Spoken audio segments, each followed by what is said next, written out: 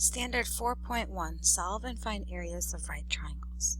So let's take a look at our first example. A good start would be to sketch what we have going on here. So we have a right triangle. The measure of angle A is 90 degrees, indicating that we have a right triangle.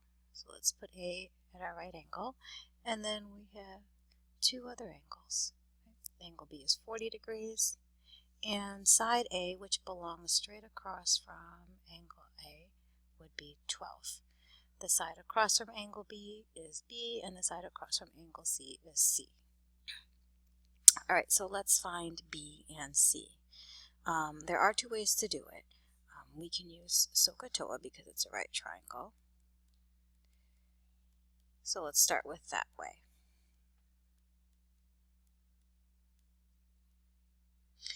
So if we're trying to find B, notice that B is located opposite of our 40-degree angle, and 12 is the hypotenuse of our right triangle.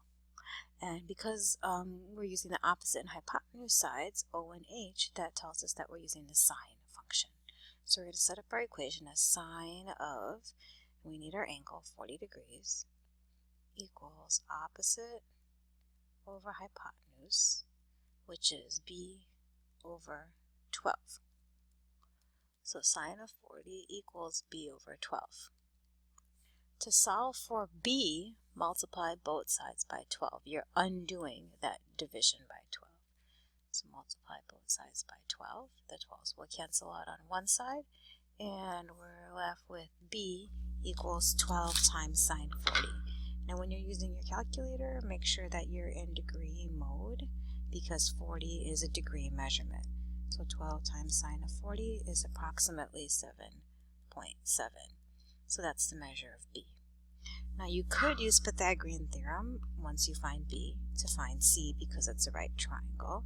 So if you wanted to use Pythagorean theorem, you could say C squared plus 7.7 squared equals 12 squared. Okay? Even though it's A squared plus B squared equals C squared, as we know the Pythagorean theorem, C in this case is not a hypotenuse, so you should think of it as leg squared plus leg squared equals hypotenuse squared. Better than using variables, because variables can move around. Okay? Another way to find C is to use SOHCAHTOA. So now notice C is adjacent to the 40-degree angle. And if we're going to use the adjacent side and the given hypotenuse side, adjacent and hypotenuse indicate our cosine function. So cosine of 40 degrees equals adjacent over hypotenuse, which is equal to C over 12.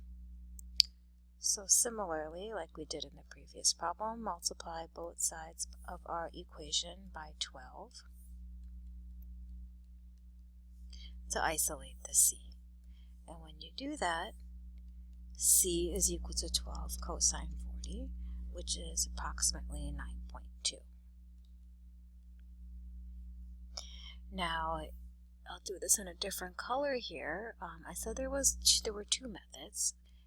Our second method we can use for any kind of triangle, not just a right triangle, and that's law of sines. So if you wanted to, you could set up using law of sines. We have sine of 90 over 12 equals sine of 40 over B.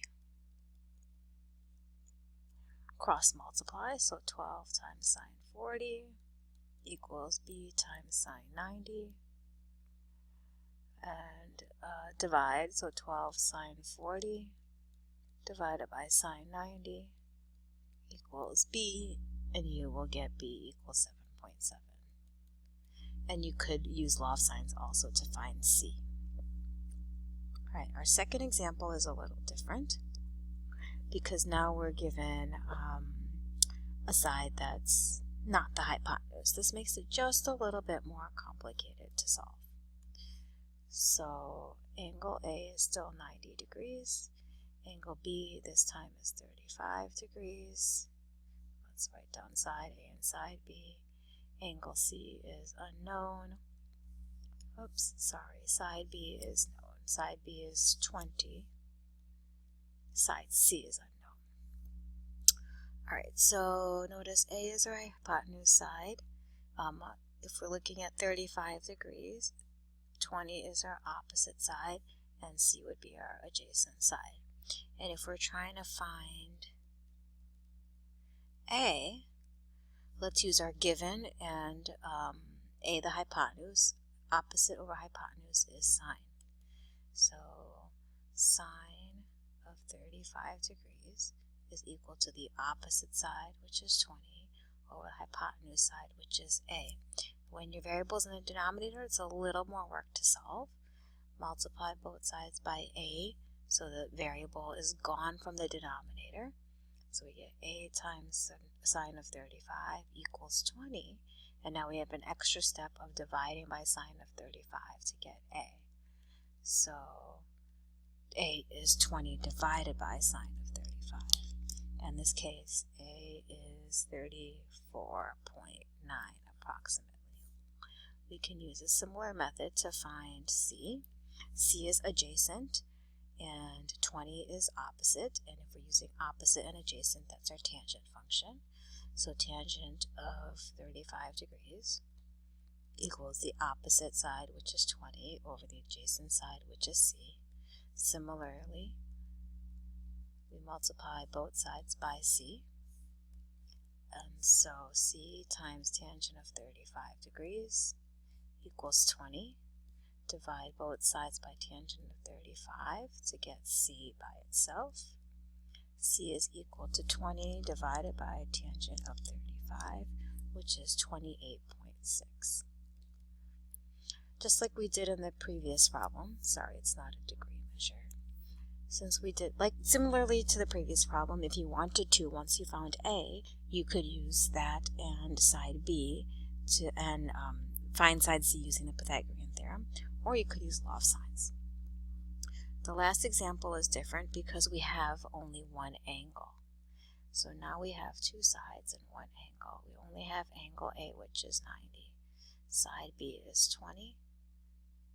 And, whoops, looks like there's an error here. Let's make side C equal to 18.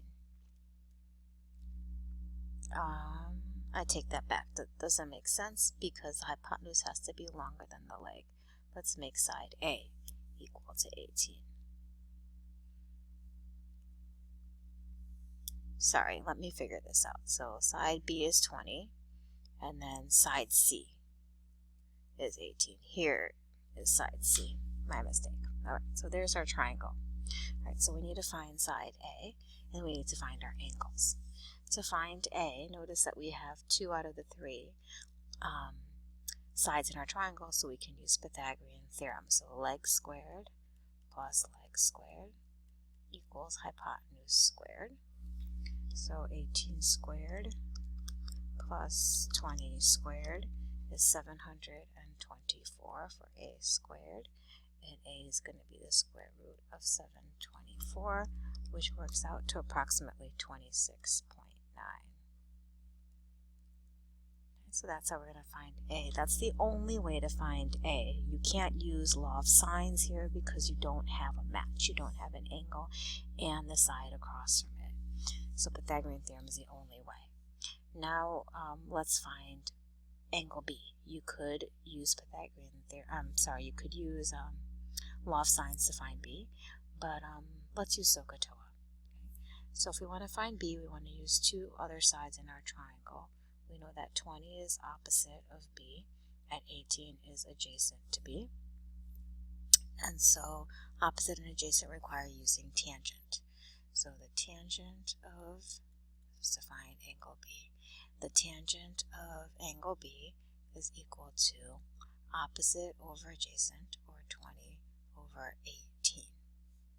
Now anytime we're trying to find an angle, we're going to use inverse tangent on our calculator. And when we do inverse tangent, whenever we're finding an angle, we have solutions in more than one quadrant. 20 over 18 is positive, tangent is positive in quadrants 1 and 3.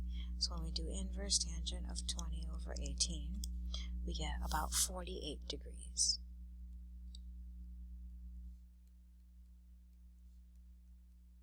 So our quadrant 1 answer for B is 48 degrees.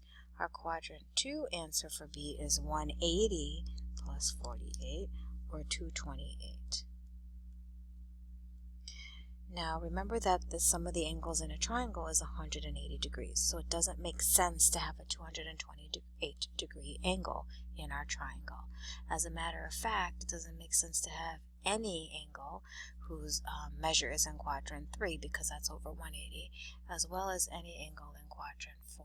The only angles that make sense as triangle values for angles would be the ones in quadrants 1 and 2. So 48 is the degree measure for angle B, and then you can add and subtract from 180 to get the measure of angle C. That's standard 4.1, finding missing sides in angles and right triangles. It also says to find the area of right triangles. Really quickly, you could do that by 1/2 times the base times the height, or you can use the new area formula, 1/2 times the side times